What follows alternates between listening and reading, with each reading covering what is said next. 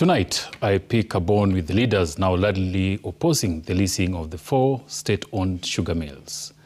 Leaders who are not just aware of the process, but were deeply involved in it. Kenya's sugar sector has lost its sweetness.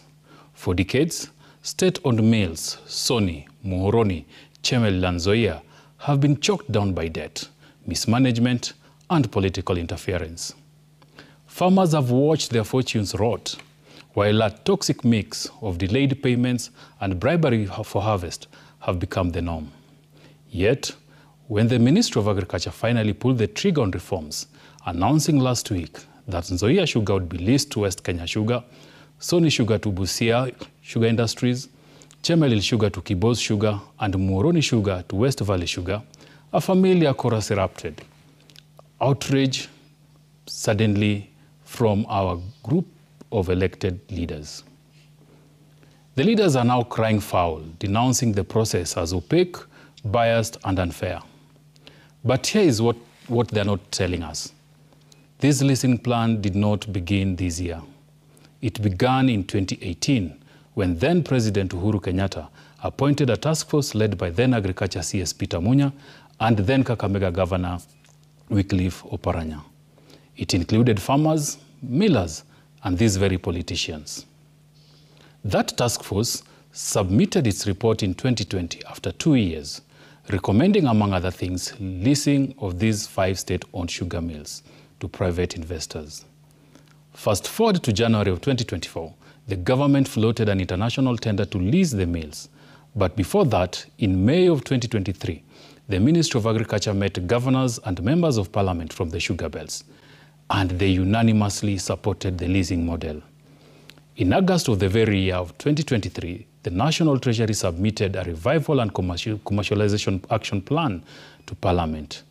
It was referred to the Departmental Committee on Agriculture, and the same committee, after a series of engagements, held a 2-day public participation forum in Kisumu in September of 2023. At this meeting, farmers, factory staff, and stakeholders all attended.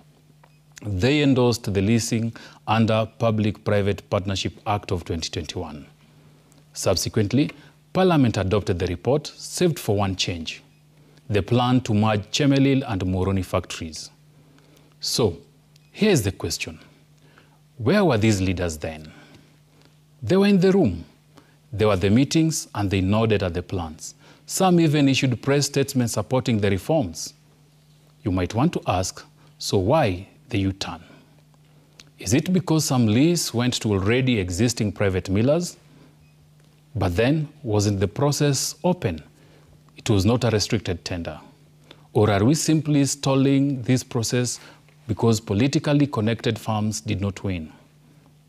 Farmers are not asking for political drama at this point.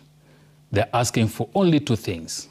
1, timely harvest, and 2, timely pay.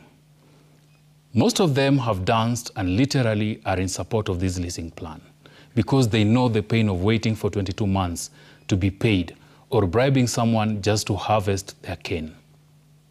The truth is, these mills have been around for nearly 60 years, and for the last 30 years, they've offered nothing but dashed hopes and delayed payments to our farmers.